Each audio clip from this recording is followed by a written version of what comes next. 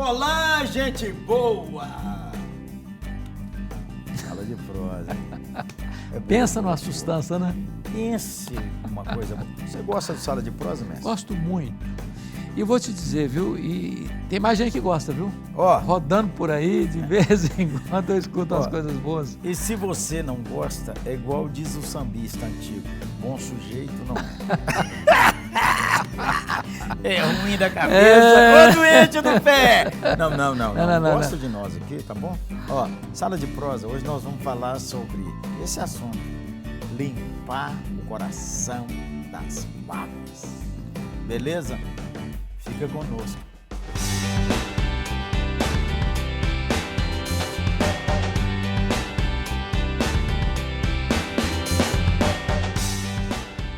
Já ficou magoado, mestre?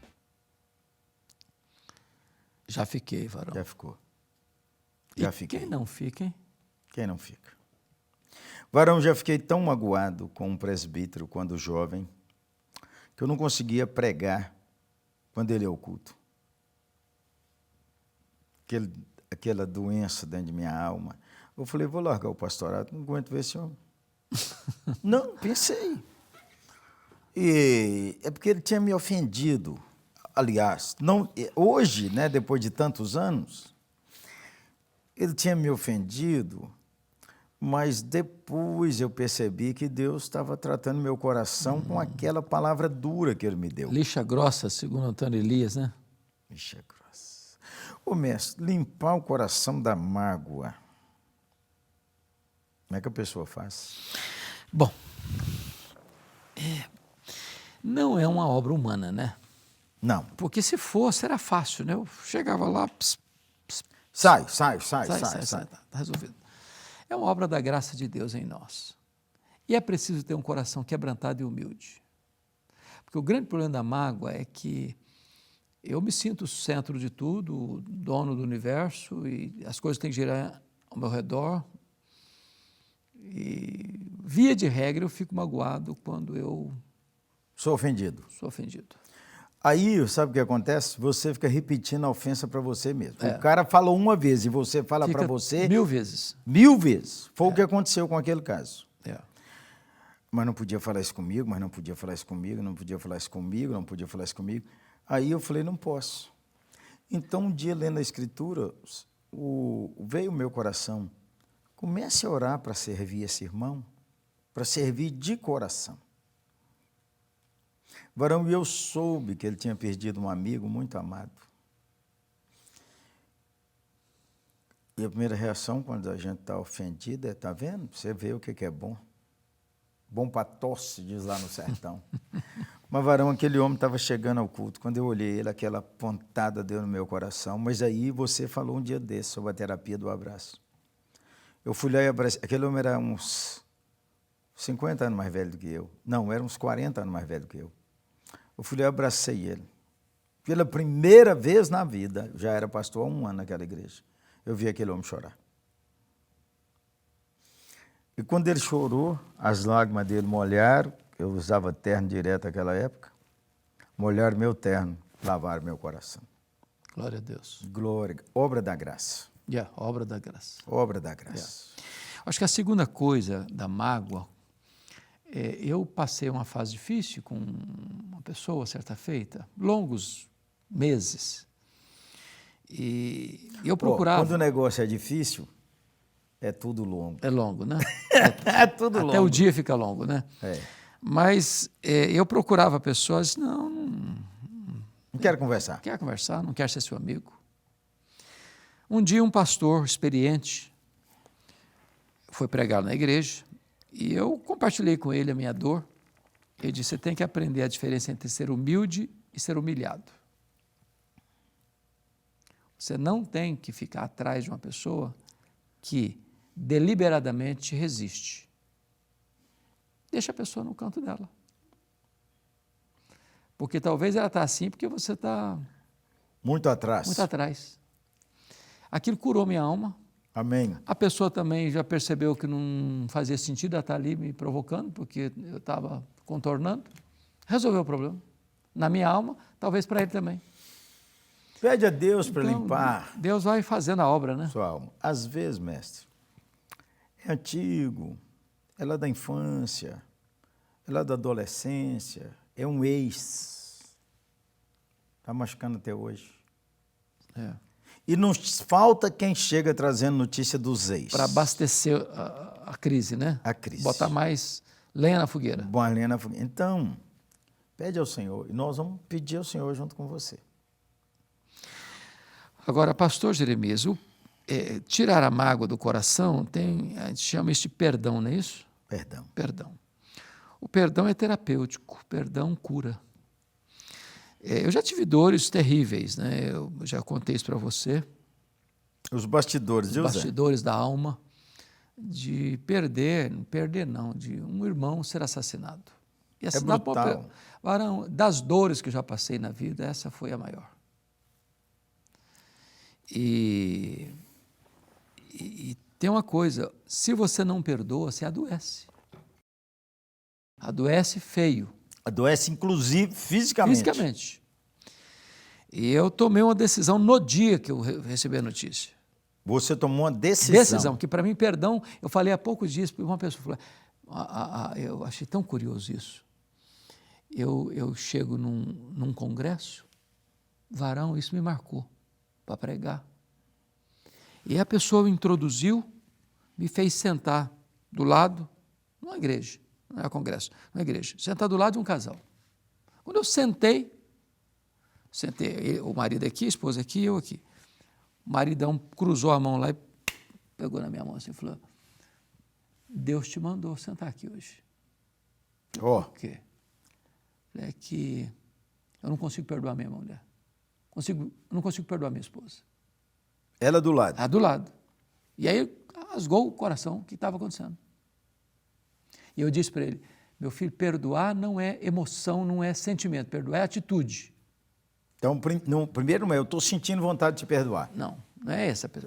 Eu decido perdoar, eu resolvo perdoar. Esse é o caminho. Esse é o caminho. E no dia que meu irmão foi assassinado, a dor foi tão grande, Jeremias, que eu perdi a voz, para você ter uma ideia. Como se fosse um soco na boca do meu estômago. Meu naquele Deus. momento eu disse, eu resolvo perdoar.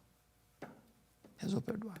E não disse isso de boca para fora e nem entendendo que eu tinha capacidade. Amém, um ato de fé. que Deus dá. E Deus me libertou Amém. da mágoa. Ô, gente boa, toma uma decisão agora aí. Quem que veio na sua cabeça aí? Toma uma decisão aí diante do Senhor. Pede a Ele força, fé, uma porção de fé, Senhor, para esse momento.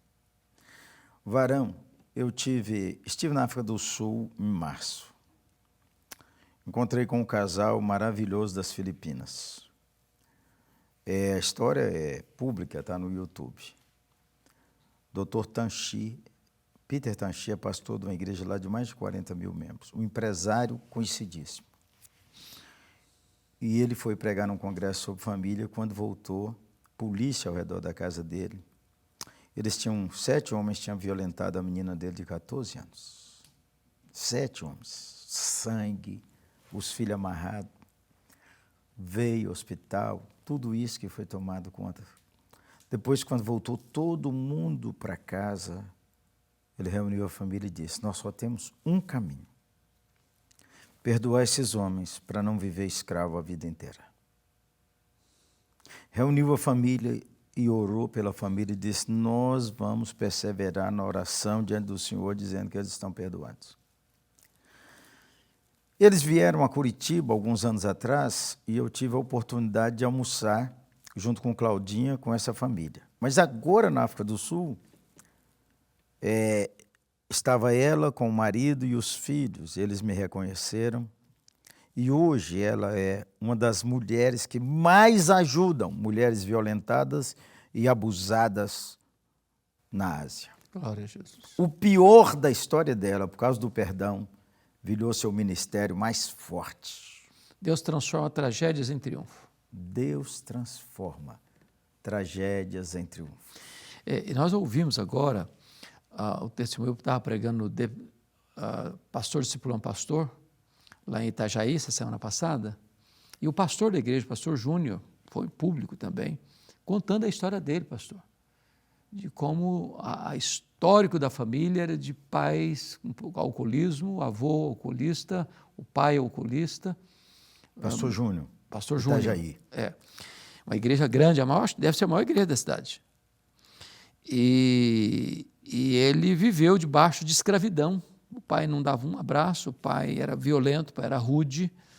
E ele cresceu assim até os 14 anos, ele quase não falava, complexado, destruído. Aí veio a conversão.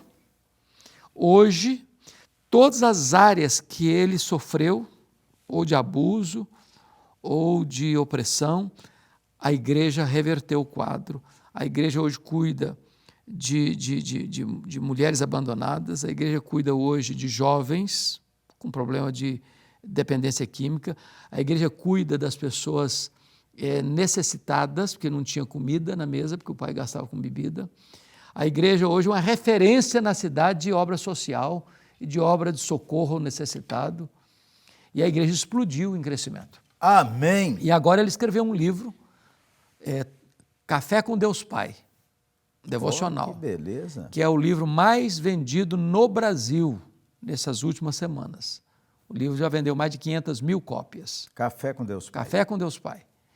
Então, esse Deus é o nosso Deus, é o Deus que pega uma situação de tragédia, diz, meu Deus, não tem saída, e Deus dá saída, Deus dá restauração, e Deus instrumentaliza aquilo para ser um ministério. E Deus restaura o coração. Restaura o coração. Ô, gente boa, nós vamos orar, pedir ao Senhor. A palavra de Deus diz assim, perto está o Senhor daqueles que o invocam. A distância que você que está aí tão ferido está do Senhor Jesus é uma oração de todo o coração. Pede a Ele.